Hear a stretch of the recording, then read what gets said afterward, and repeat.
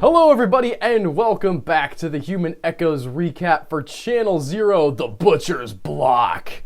This is episode 4, Alice in Slaughterland. I just love that title. It's very pulp, very fun, very on the nose. It tells us what's happening, and what's happening is that Alice has gone through the door, up the stairs, into Peach World, and we're gonna find out a little bit more about what's going on with those guys. However, we do start out with a flashback. And I have to say, from my perspective, this was maybe the weakest part of the episode. The flashback involves the two girls back in their original home, Alice and Zoe. They have a neighbor named Nestor. He likes flowers. He's planting some flowers or whatever, which does become thematically important later when they're pulling up the meat plants, right? But at this point, he's just some guy with a garden, and they walk past. Zoe acts a little bit freaked out by him, like just kind of pulls Alice past. And then later on in the episode, we kind of get the continuation of that when Zoe is just freaking out and screaming about how he's watching them get dressed and how Alice isn't her sister. And there's a lot of stuff there, but really it boils down to, yeah, Zoe had schizophrenia. She got it hit her. I guess there's some value in kind of seeing it from Alice's perspective and maybe getting a better understanding of why she's afraid of the disease, but for me, it just felt like information that we already had. I didn't need to see it happen. Seeing it happen didn't give me more information than I already had. Zoe has some problems. That's a bad thing. That's freaking Alice out. Meanwhile, we get Zoe inside in the present, Meanwhile, in the present, we get Zoe inside these doors in this giant field of yellow flowers. I don't know exactly what kind of flowers they are, but they look pretty common. And she sees this house in the distance. And this is another one of those times where I wonder exactly how they went about creating this, like from a visual standpoint. Some of those flowers are obviously actually there. Were they able to find a giant field of those yellow flowers that went on for as long as they needed it to? Or was there like some digital trickery going on to make the field look bigger? How much digital trickery? This is all just technical stuff, but I did kind of wonder like what went into that. If maybe there is an actual field that looks like an infinite field of yellow flowers they were just able to film in. That would be awesome. And as the sort of episode progresses, Alice tries to get to the house. All right, she knows that that's where her sister is. She's inside this world now. She thinks this should be pretty simple. She can see it from where she's at the door. But she starts running, she starts walking, she starts trying to get to the house, and it's never any closer. I was reminded a little bit of a book that I've read, and I think some of you may have heard of, called House of Leaves, which is about, admittedly it's about being inside of a house, but the sense of never quite understanding the geometry of the world that you're in, and this world seems like it's some kind of weirdo pocket dimension with pieces that go all over the place in space that doesn't make sense. Honestly, going back to Lovecraft, right? That's sort of the idea that he latched onto. He found out about relativity and the stretching of space and the way things might not always be the same everywhere, and like that idea just exploded in his mind and became a huge part of his fiction, and it's really been a part of horror fiction ever since. This idea that you can't trust space to be solid, that it can bend and twist and go in different ways. And here is Alice stuck in this world where space isn't doing what it should do. She's moving, but she's not moving and not getting any closer to the door. And she meets up with Joseph Peach, who is his normal, sort of fairly calm self, just sitting there in his chair with an umbrella. And she says to him, "I'm trying to get to the house." And he says, "Yeah, I get that, but you can't. Or you might can, but it's going to be real hard." And after she leaves him, he pulls up one of the plants that they have growing there, one of these little yellow flower plants, and it turns out that there's hands at the bottom. They're growing pieces of people, which is a fun image, right? Like, there's something about like the conjunction of plant and animal together like that that's kind of horrifying. But on the other hand, the implication that these people are not necessarily just eating people, right? If they're able to grow people meat, yeah, from a sort of cultural standpoint, that's gross that they're eating hands and whatnot. But I kind of assumed that they were just kidnapping people from Butcher's Block on the reg, and that's where they got their food from. And that's it. If these plants are, and this massive field of plants are able to grow a replacement source of protein that's essentially human flesh for these people, it kind of takes a little bit of the terror out of it for me. Like, they don't have to be hunting and eating people all the time, and I don't know what the balance there is exactly of how often that's happening. But speaking of people who are coming to our dimension and killing people, we gotta talk about Officer Luke Van Chick. Luke. Okay? We're gonna talk about Officer Luke, who has, in the last episode, just become my favorite character in the series by straight up shooting Robert Peach in the chest several times, just filling him full of lead. What a boss. What a boss. Like, not taking it. He's done. He's done with all the games. He's done with this guy manipulating. Shoot, shoot, shoot. Bang, bang. You're dead. Awesome. And of course, then he goes to the landlady of the two girls and says, help me clean this up. Which is a little bit funny. I love her response to that, where she's like, I said we should take him back to the house. I didn't say we should bring his corpse back here. Why are you putting this on me?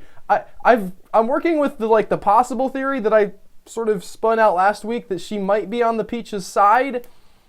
I don't know. She still seems kind of fishy to me, but she hasn't done anything that's really feels like a betrayal of Officer Luke yet. So I'm just gonna watch and see how this plays out. I won't be shocked one way or the other, but she does help him. She helps him clean up his mess. She helps him get Robert down into the basement. And of course, he wakes back up because he's something weird. All right. I was not so surprised that he woke back up. I did really, really enjoy the fact that even though he wakes back up, even though he got back up, they're still not like so horrified they can't deal with it. He's not some unstoppable monster. They get him again. They're just like, well, crap. This guy got up. This is a problem. He was dead. Now he's alive again. He's part of a family that eats people and kidnaps them and maybe is immortal. And instead of being like 99% of horror movies, the protagonist would have thrown up their hands at this point and said, there's nothing we can do. Like, we're just done. We can't stop this person anymore. And no, Officer Luke and the landlady form a plan. Like, lure him out, all right? Get him to come at them. Cut his head off with motorized head shears or something. I've never seen head shears like that. It's like a combination shears and chainsaw. First of all, how has that not been in more horror movies before? Like, that just implement is great. We need a slasher that uses those things to cut people up. But literally just like, okay, you're going to come back from being shot multiple times? Come back from this, dude. Cut his head off, put his head in a bowling ball bag, and Officer Vanchik decides he's going to take it to his dad. Just a baller. Okay, that's all I've got to say. I'm just very excited by that whole turn of events. The fact that they were able to put that plan together, that they executed this incredibly gory act, and I gotta give props to the landlady. Officer Luke just held the arms or whatever, and got this guy at least out of commission for a little longer this time. I was so super excited about all that. In the meantime, my less interesting character, Alice, is still stumbling through the fields. And I say less interesting because my problem with Alice for basically all the series so far has been that she's kind of just riding on the plot rails. And I don't mean, like, writers write things, right? Like that, the actors have to do what the writers say. There is a plot. But there's a element of the stuff that I feel like Officer Vanchek is doing where he is choosing the path that he's going to go down. All right, where he has two legitimate choices that he could take Robert Peach in, or he could, do what he did and like rise up, and he chooses something that is of equally two values. So far, I haven't seen Alice make that many choices. It's not. Maybe it was a little bit surprising that she went up the stairs, but really the fact that she's trying to help her sister and run away from the schizophrenia monster. Those are like, no duh, of course she's going to do that character motivations, and it doesn't give her a lot of wiggle room to develop, to surprise us in any way. She's just going to keep running through the same motions that she's got set up for her. It doesn't make this bad, it doesn't make her a bad character, right? But it feels like they could have given her a little bit more to do. Not just to do, but like, given her actions a little bit more weight. Currently, she's just being chased through the yellow flowers by the schizophrenia monster, which has a new form, by the way. Has kind of a skinny body and giant head, and not as horrifying. It's still pretty creepy, but it's not as messed up as it was last week. And as she's going through the flowers, she meets up with this gardener. I'll call him the gardener. I don't know if he has a name in the credits or not. I didn't look it up on IMDb this time. But he has riddles for her. He's the Sphinx of this story, right? You got to answer a riddle to get into something that you want. And they're all house-related things, I believe. So there's a window, there's a door. I felt like that the middle one was some kind of opening door window implement, but I did not figure it out, and I just now remembered what it was, like that there was even a middle riddle as we were talking. I did not take the time to go look up what it would have been or go over the riddle. But he's got these riddles, and I do enjoy the fact that she kind of blows them off at first, because I'm not going to answer any riddles, right? I've got a mission, I'm just going to go, and he doesn't stop her. But another thing I want to say before I get onto the specifics of the riddles and what happens with Alice, there's a phrase that both the gardener and Joseph Peach repeat about the place that they're at. They say the exact words, as far as I could tell, and I wrote them down the second time, the landlord is a bit of a prick. Those are like, word for word they quoted that, and I would not have thought about it much. Like, there's the implication there, of course, that there is some higher power beyond Joseph Peach, probably some elder god type entity that they've sacrificed something to, probably people, and that's why they have to keep eating flesh, and it's sort of got this sacrifice rotation. There's implications later on we'll get into that there's a deadline for something to happen with them that they need to deliver on. But I liked that, and I don't know exactly what it means, but the repetition of the phrase seems important to me. And while I was thinking about that, I also thought about the fact that we have two different planes, right? Both of which where a person renting out their home is an important character. We have the landlady on Earth, and there is this godlike landlord in the slaughter world. I don't know what that means, if anything, okay? It might not mean anything, but I thought it was an interesting mirror parallel that's worth at least considering, and maybe it'll come up into something else later. In the meantime of all this happening, Zoe has met up with the family, and she's got like a nice makeover. I gotta say, when she came back as sort of partially made up, but like still in kind of her crazy hair Zoe look, was not a fan of like what they did with the lipstick. But once they get her into, their style clothes, the nicer, like, put up hair and, like, get her made up. And I assume that, I forget what her name is, the Meredith or something, the Southern Belle of the clan there. I assume she helped her with that, although we don't see any of that. But she's sitting there at the table, and it's this sort of... it almost reminds me of the biblical account of the temptation of Christ by Satan, where he's been in the wilderness for 40 days and 40 nights with no water and no food. And one of the things that Satan comes to him with is, just turn the rocks into bread, man. Just make yourself some food, it'll be cool. And of course, that would have violated Jesus' principles. Here we're having essentially the same... I mean, they don't go on to the other three ones where they ask her to throw herself down because the angels will pick her up or whatever. But this essential need of, you're super hungry. Like, it's just a human need, and you've been rewired for whatever reason, to only be able to eat human flesh. Here's a bunch of human flesh. We know you're hungry. We're going to run through it. And I got to say, by the end of this sequence, by the time they got to the kidney parfait, I was like, all right now, Zoe, that doesn't look that bad. I would dig in. Look at that ear. That's a crispy ear. I bet they've like caramelized it in some sugar or something. Just take a bite. That's where I was. Maybe that's weird, but I 100% sort of wanted to take a bite of raw kidney parfait. So that's where I'm at. In the meantime of this scene playing out, we get a little bit more information about the family. Okay, we get, first of all, an understanding that I forget the name of the brother, not Robert. Okay, Robert's the guy who goes down and messes around on Earth, but the bald one is annoyed with his brother.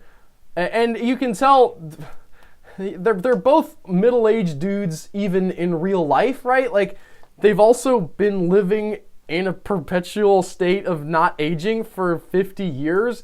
So he's been putting up with his brother for a while now. And he's got this sense that... I was going to say, however, like, it might not be accurate, but it probably is accurate. His mom probably does love his brother more than she loves him, because parents do that. Like, they do have favorites, and he's the more practical one. He's the guy who has to pick up the mess every single time that his brother goes down and gets crazy. And so his whole thing is like, you don't love me as much, and I have to keep cleaning up his mess. It's like he's just annoyed. And offhand he mentions there's some kind of a timer ticking down that they need. I'm going to assume that they need some kind of sacrifice for the weird landlord god. Or that there's time running out on them being able to perform their sisters back into new bodies kind of thing. One of those two things. But they're on some kind of a time crunch. And my mind linked it up with their ability to get Zoe to eat human flesh. The other thing that we find out about this family is that I think Edith is her name, is what I have in my notes right here. Edith is not a blood member of the family, which makes sense, right? Because she's married, I guess, to Robert, to the other one. But she's married into this. She's gone through what Zoe is going through. She has, at some point in her life, decided to eat human flesh. She wasn't eating human flesh all the time. She wasn't always into weird, crazy cults. She was just a stenographer in the secretarial pool. And she got sucked up into this weird family and is okay with it now. And she's taking over this sort of indoctrination of Zoe as she's trying to get her to eat this flesh. And it's very much also, I mentioned the allegory of the temptation of Christ, but it's also very much about you go into fairyland, you don't eat the food in fairyland. And this is, so far we haven't seen Zoe eat the food. Right? The scene concludes with Zoe pulling out her pocket knife and in front of everybody cutting another slice out of her leg and putting it in her mouth to sate this craving that she has for human flesh. That was horrifying even to them. They're like, what? I like the idea that she's sort of thwarting their plan somehow as well, because she's not going along with what they need. As this is happening, Alice is being continued to be chasing through the yellow flowers. She sees Izzy at one point and chases after Izzy, who has, I guess, made it up here and survived somehow in this weirdo world. She's also being chased by the schizophrenia monster, which is the weirdo, horrifying thing. Like it's definitely something that she's afraid of. So she's chasing after somebody and being chased, and eventually she meets up with the gardener again. And this time she answers the riddle, and this time she gets 3 doors. One of the doors goes back to home. The second door, which is kind of the most interesting one to me, just opens up into some empty expanse of starry space. I no idea what that's about, but I kind of wish she just stepped through it and found out. And then the third door is this, I'm going to call it, I don't know, some kind of museum. All right, is what it seemed like to me. It looked like they had gotten permission to film in the museum, and that either that or some very nice, like, public building, like a legislature somewhere. It had that sort of very classical, public-facing kind of feel to it, and obviously very different from being outside in a field of yellow flowers.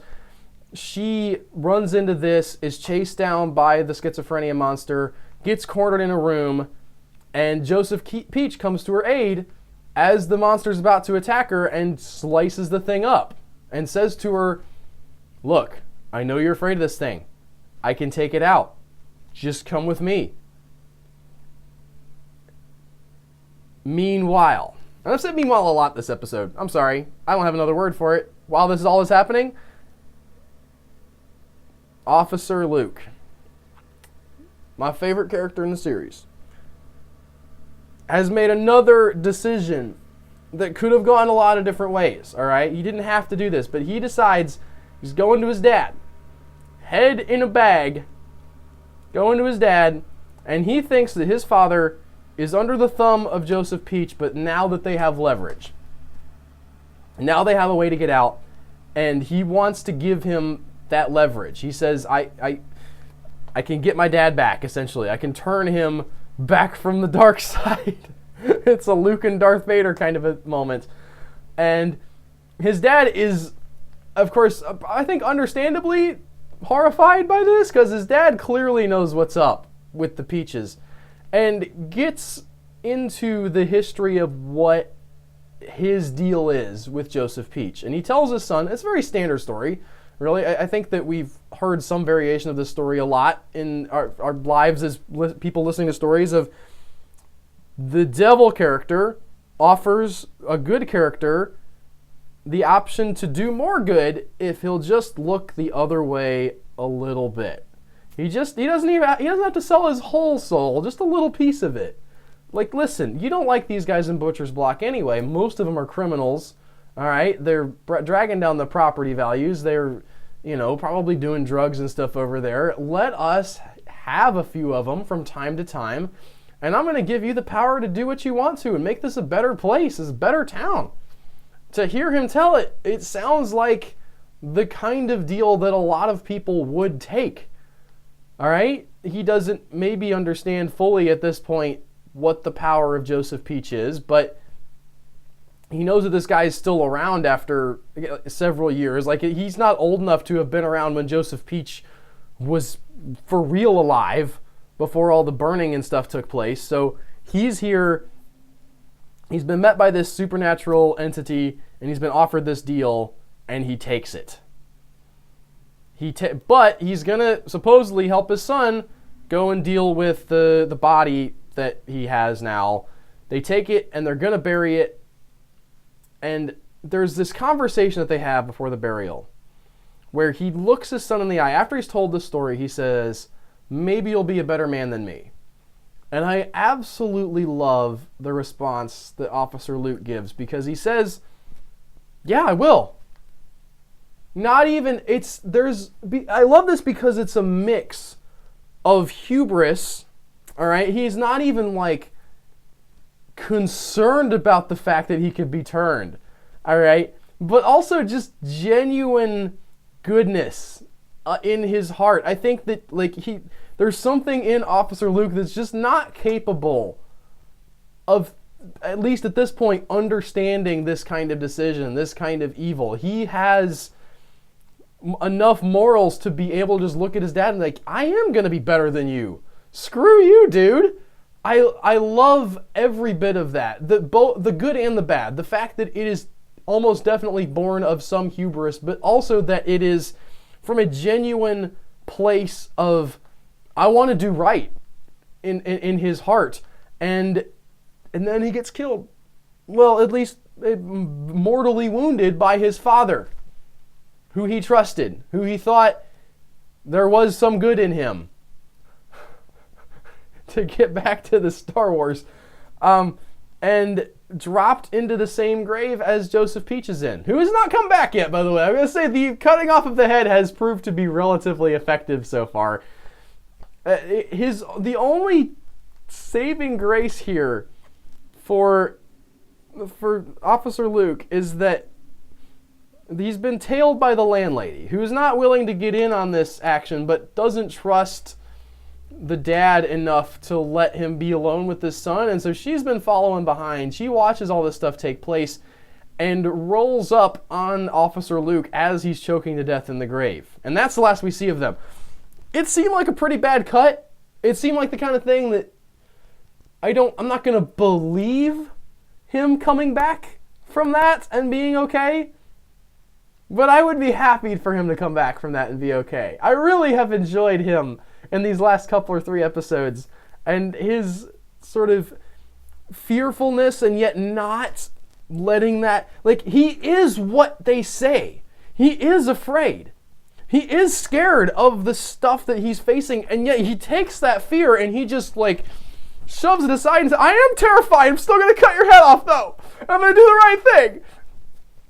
Officer Luke, man, love that dude. Of course, my less favorite character, Alice, we end on her in this episode joining the family, raising a glass, and Zoe looking at her horrified you're just terrible person, or you don't know what you're getting into. These people are not okay.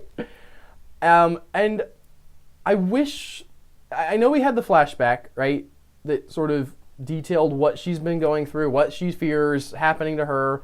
We've had the schizophrenia monster chasing her. And even still, I wish she had not made this decision. I don't know. There's a part of me that thinks maybe she's doing a fake out thing somehow, but I feel like she's taking Joseph Peach up on this offer. She wants this thing gone, and she'll do almost anything to get rid of it. That is her greatest fear. She'll do whatever it takes to get this thing out of her head, and here's a way to do it. The story is developing in ways that I did not foresee. I will say, even though Alice seems to be the main character, there's an interesting reversal that's starting to happen here where Alice is starting to give in, at least apparently, to the family, whereas Zoe, despite the fact that she's severely damaged, is starting to win a little bit. Her self-harm is horrifying in a certain context, but it also has allowed her not to fully fall into their clutches. And I admire that a lot. I think that Zoe is sort of rising up and becoming the character that might be able to sort of take down the Peaches, whereas Alice is falling into their grasp, and I enjoy that a lot. I don't know if that's the way they're going to go, but it feels like a really smart storytelling direction to me, to sort of flip that script and make Zoe into the savior when Alice thought she was the savior. We're just going to have to wait and see. I'm excited to see where we're going. I hope you guys are as well, and I hope you enjoyed this little recap that we've been doing.